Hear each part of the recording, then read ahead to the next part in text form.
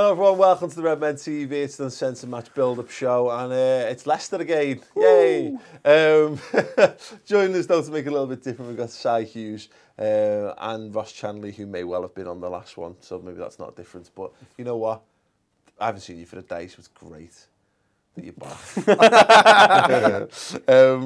Yeah, I mean, let's get stuck straight into it, really.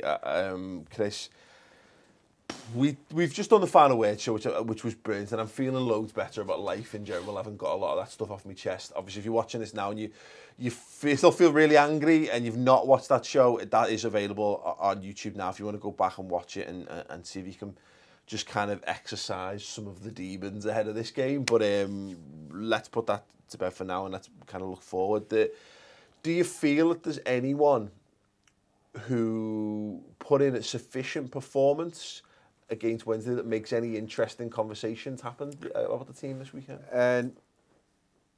Yeah, I think I would like to see more of Robertson, but I don't think it'll be the case. You know, he's played 2 games back to back. I would like to see him come in at left back, but I can't see that that's going to be the case. To be honest, I think his performance was really good in the League Cup game. I think, you know, I'd like to see Danny Ward come into the side as well, but I don't think that's going to happen either. Other than that, probably not. No, if I'm perfect. I think the one that everyone was looking for, Si, was probably Joe Gomez, and I think in a general sense, I thought he handled himself really well against Leicester, but I think he also at the same time showed that Liverpool's defensive issues are not going to be miraculously fixed by putting a 19-year-old, 20-year-old lad in at the back. That's not going to be it. That's not going to be the answer to all of our problems. Well, it could be. You never know. Maybe it will be. I mean, I suppose we're kind of balancing expectation, aren't we? But we need, ultimately, Liverpool needs somebody to come in and play better than the ones that have been playing. So it's not to say that he couldn't come in and play 15, 20 games. I think the point of driving that, I mean, you could make a case for the second goal. Yeah, he's a bit deep. He plays a lot of their players on side for that, and that's a momentary that's a decision. That's a bad decision that he's made. And the point I'm kind of driving at is that it's another example of no one's perfect. There are no perfect defensive options for us at the moment. He's just another imperfect option that might ultimately work out for us. But again, I don't think, as I say, it's not like I didn't see him and go, perfect Joe Gomez, there's the answer to all the problems, nailed on 100%. No, I think he probably will start against Leicester, though, at right back. Yeah, you know, because he's not going to be able to play in Moscow, is he? So he's tended to mix it up a little bit, hasn't he, between him and Trent. So I'd expect Trent to start in Moscow and Joe to start right back. That's really admittedly. Yeah, I've forgotten all about that. Yeah, forgotten all about that. Yeah. That's why he's the journalist. Yeah, sorry. We're fucking amateurs, Chris. But I mean, I think in the long term, again, we're going back to the same conversation, aren't we, about like kind of short-term experience for long-term benefits. And I know how much Jürgen rates him. Really, really likes him. I think it surprised a few people that he started games at right back at the start of the season. I don't think people thought that he'd come back in, because obviously last season he played a couple of the FA Cup matches and it's fair to say it didn't go that well. But he's put faith in him in big games since at the start of the season. So I think that'll continue. Klein's not going to be around for a long time, it seems. So it's a choice of one of those two guys. So going to have to get used to that. I mean, I would like to see him play a bit more in the centre. I mean, I suspect that Jürgen, over the course of the next few months, in the big games, it'll be a case of Matip and Lovren. I mean, Lovren's getting huge amounts of stick at the moment, isn't he? But I think, Matip, I know he had a good game. Did he get man of the match against Seville? I might be wrong. Sponsors man of the match anyway, because he was speaking to all the media afterwards, so he must have felt quite confident. Yeah. But can't criticise him for that, of course. Thanks for speaking.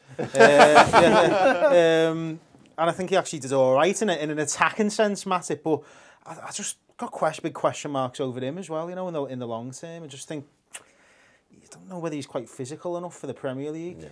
Just you look at him and he is like that. Yeah, I know it's. I think that you're going to come up against some big lads in the Premier League. And anyway, I haven't really answered the question there. But I think that. I forgot what the question you've managed to name drop a lot of people that you've spoken to. I think that Gomez will feature on Saturday, and I think that he'll feature a lot in the course of the season.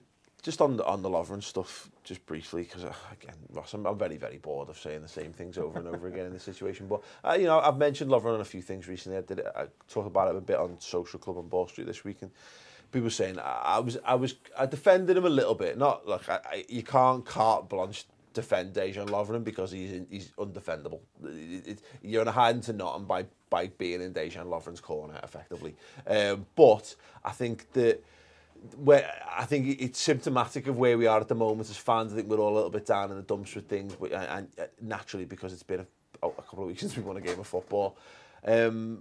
People do forget about Dejan Lovren, because, particularly at the moment, that he doesn't make a mistake that costs you a game every single game that he plays for Liverpool. He just doesn't. You know, so it stands to reason that if nothing else... Does that mean it's coming? He's due a good game. No. No mistakes coming. The mistakes coming? No, quite the opposite. Why he hasn't had one for a while? He's been terrible for a few weeks. But he hasn't cost us a game on a mistake. He cost us a goal. When? Seville. Ah. But in his defence in that, I thought that the Chan earlier on by, you know, essentially deciding not to tackle the player when it was like dead centre of goal 20 seconds earlier. Yeah. That cost Liverpool as well. Yeah. Anyway, sorry, we're going back in. Just a reminder, there's the final word agenda. Horrendous start, aka Oh Dejan No.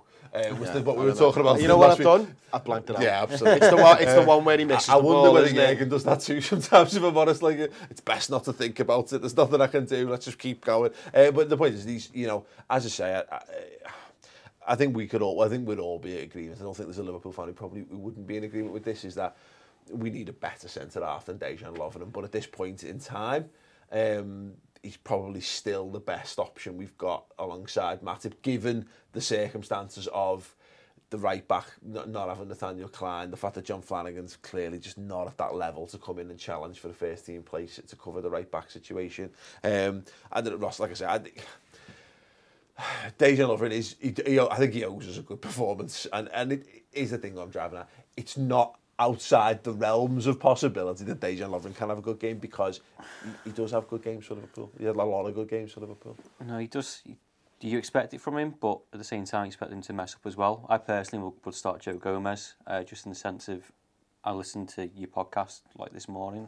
The fact that he's older and he's not learning from these mistakes. He's doing the same thing over and over again. And he's got to the point where Joe Gomez is a lot younger. He's inexperienced, but then will he learn from making mistakes? And then, like you said, in the benefit in the long run will benefit us. Yeah. But just the whole centre-back thing is a bit of a joke. You know, it's like deciding which one of your parents you'd rather shag. You know, neither. But you've got to pick one of them, haven't you? No, you don't. No, you don't. Right, centre-backs in this analogy, yes, you do have to. That's what I meant. Yeah, that went well, didn't it? Yeah. No, Hi, Dad.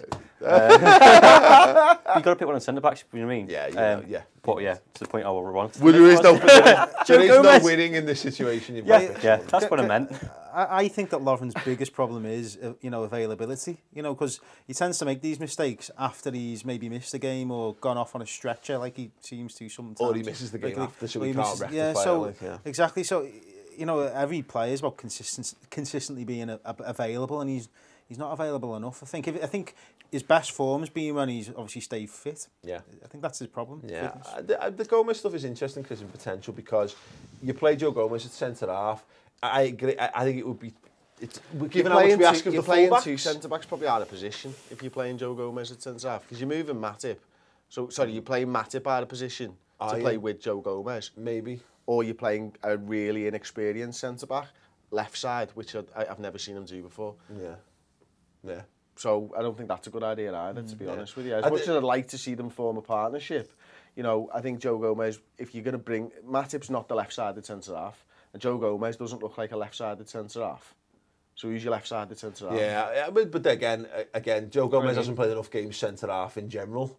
That I think it's so big a deal whether you play them left side or right side in potential. I have a feeling we saw them there briefly in pre-season either way. Yeah, we saw him play right centre half at Leeds last year, didn't we? We saw him play right centre half last week. But anyway, the point I'm driving at is more this in terms of this notion that we'll rotate because of the Trent will come in and because of fitness and blah blah blah. But is that I think theoretically you could do Gomez centre half this game and right back in the week if you wanted to. I mean, so you couldn't do right.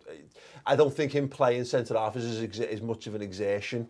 I guess because he's played, he's played you could play him in multiple games, I think, back to back and switch him a bit between positions if needs be. Again, I probably agree with Science. I don't know. I just wonder whether Jurgen Klopp, given how annoyed he was with stuff, whether he might do something a bit drastic for this game. He might a head or two might roll in the defensive sense. I don't know what that looks like. I don't know what's left to make many those options, decisions. really, No, I know. It's a tricky one. I think it's fair to say though, Chris.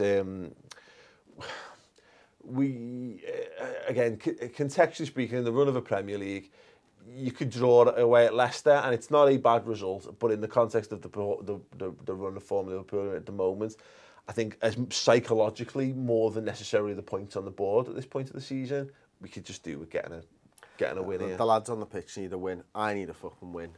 We need something before we go to Moscow.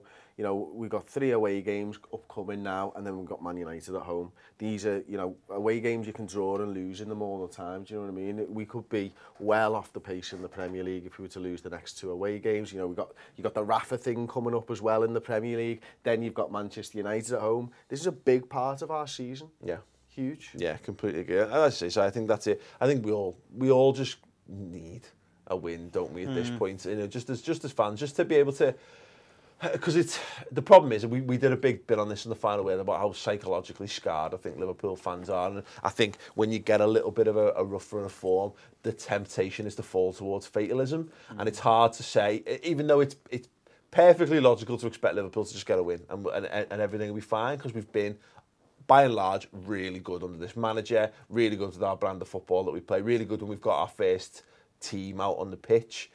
There's every expectation that it should be fine, but again, you can't help but have those fears and doubts creep in, and you start to think, what if, exactly what Chris is saying there, well, God, you drop points at Leicester, you could easily lose to away in Moscow, Rafa could engineer something against you, and then fucking hell, it's Man United. It's very easy to fall down the rabbit hole of fatalist thinking. As well as the record at Leicester, isn't it? I think keeps into people's minds. Yeah. You know, the last under Klopp, they've had 3 bad defeats there now, so can't be 4 surely.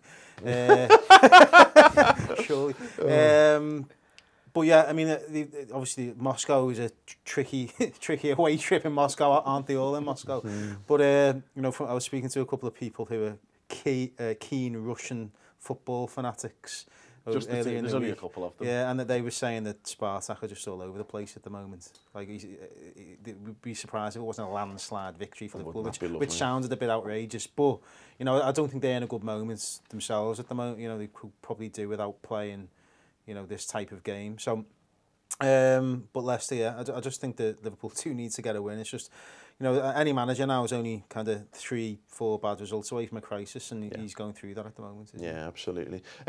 So this has not been the uplifting thrill ride I was looking for in this, but we'll get to that in a minute. We're going to talk to our preferred 11s in a moment, but something that we're going to keep banging on until the war is won. We've been nominated for a North West Football Award. You can vote to have us win the best fan TV channel. We're up against Full-Time Devils, boo. Toffee TV, boo. Blue Moon Rising.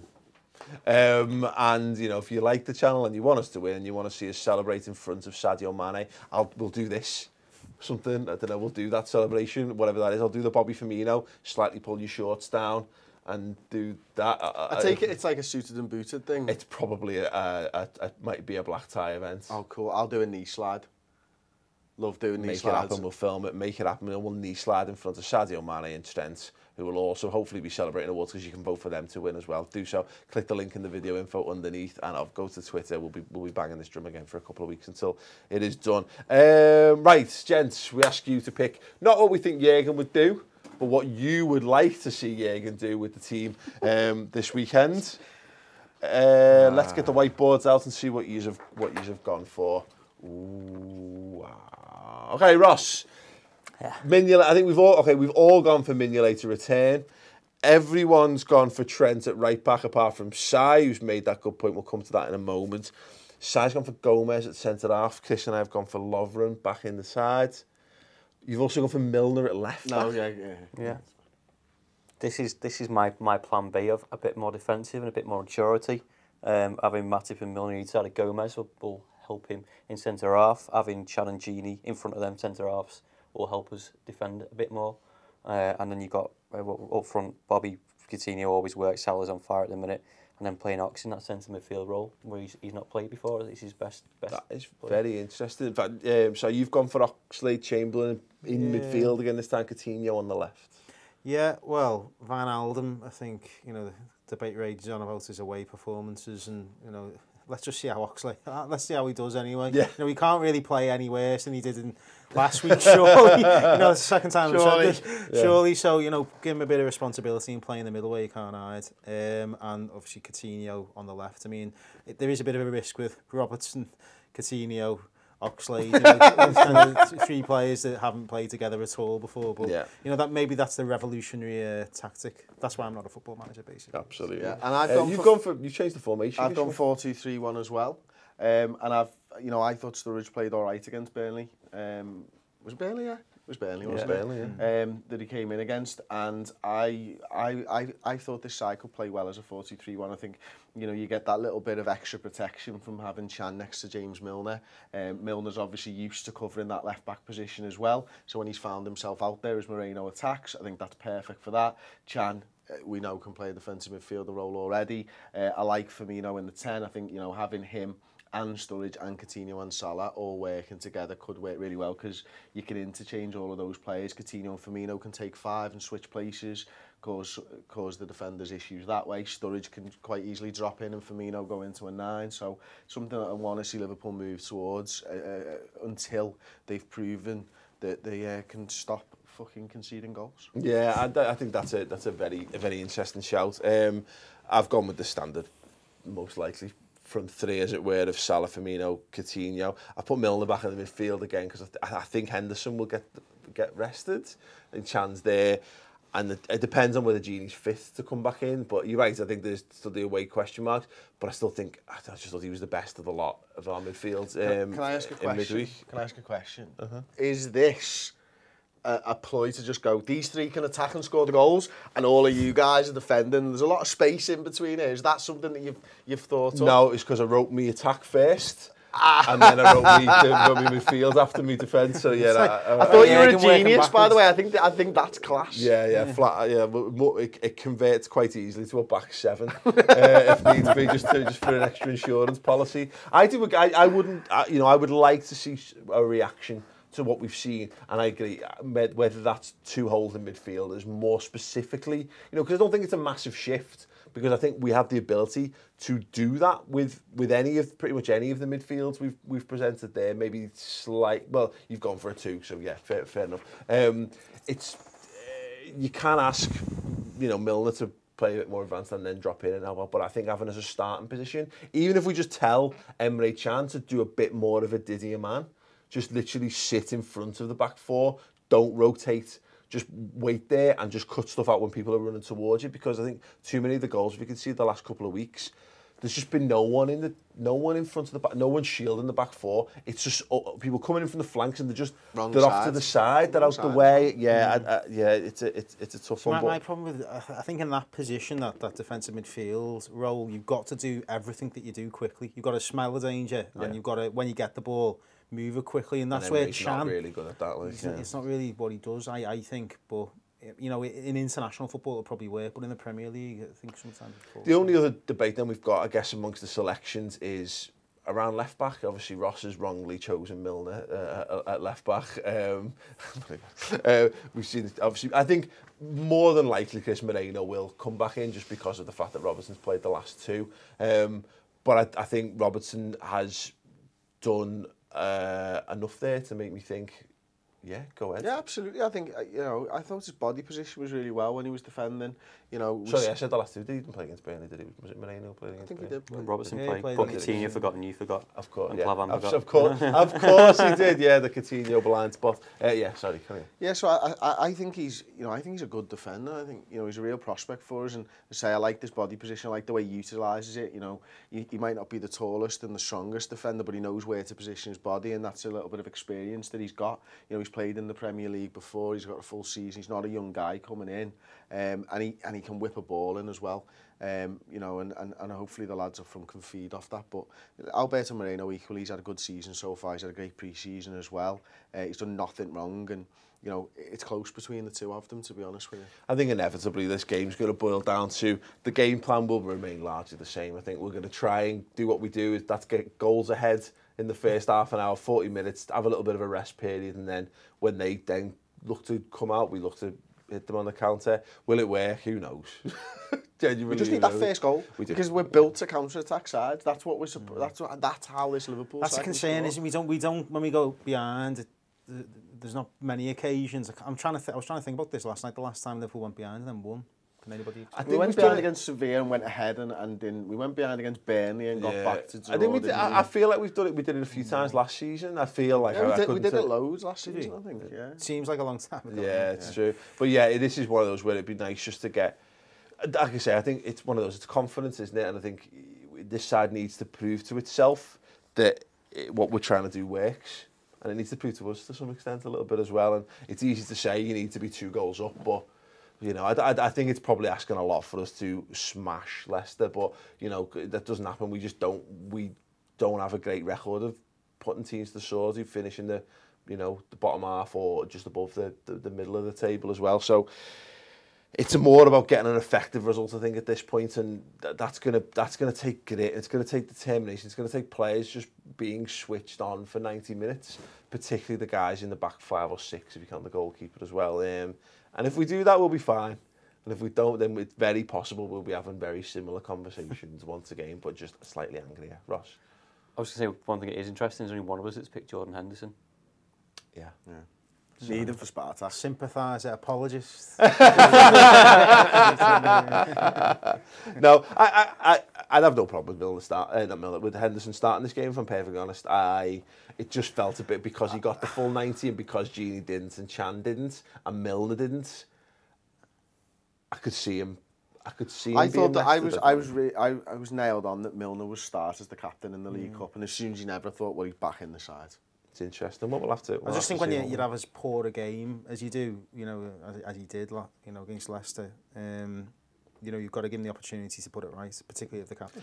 I think as well. I think Henderson, he does that poor man's Danny Drinkwater thing, doesn't he? When you've got someone pacey to it up front, he's very good at just playing that quick ball over the top.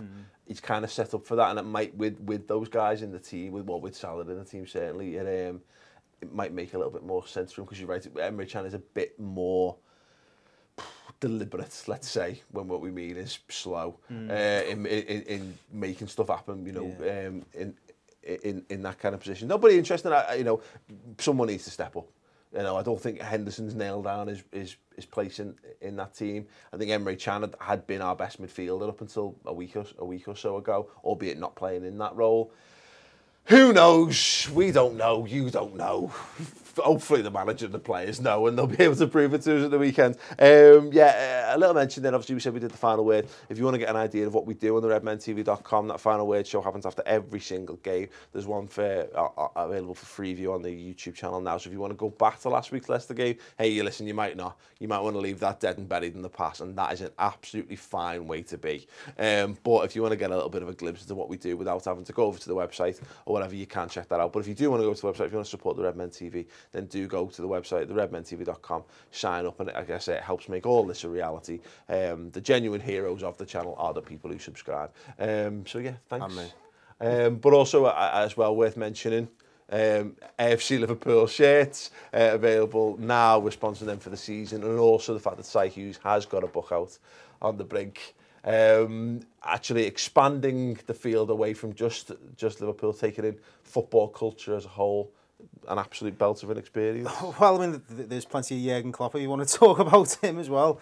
But yeah, it's not strictly a Liverpool book, but there's plenty about Merseyside football. Particularly, it's kind of divided into different parts of the northwest. So it's kind of, I guess, a travel log through the region, but you know, not kind of one of those kind of nice travel logs. Oh, it's all lovely. You know, it's a bit more.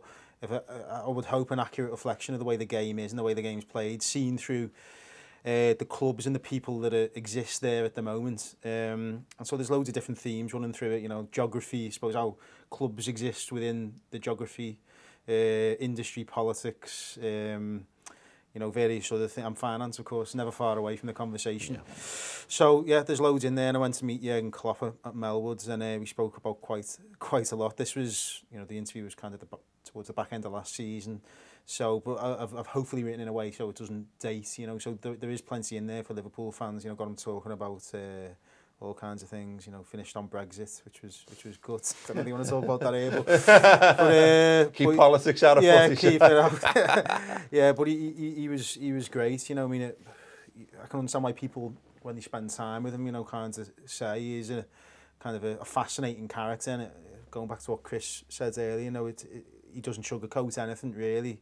But yeah, I mean, he spoke a lot about, like, you can see about his long-termism, you know, he does actually care about the welfare of football. The one thing that I really took from it was, you know, about, he was talking about the youth development at Liverpool and how responsibly he has to be with players, you know, talking about how they have to make early calls on players and be fair to the players. He said that the Liverpool Academy player of the future must be ideally a Liverpool player, but if not, a football league player, and can get a career out of professional football. And I just think you don't get many managers who think along those lines, really. And I suppose he is, like, kind of protected by the fact he's got a longer term contract, but obviously there's a lot that could go wrong in those 7 years. But, you know, that he was keen to stress that point. It wasn't me leading into a question about that. You know, it was just stuff he'd spoken about in an open conversation, really. So yeah, there's plenty of Liverpool in there. So I hope Liverpool supporters will go and still go and buy it, despite it not being absolutely focused about Liverpool.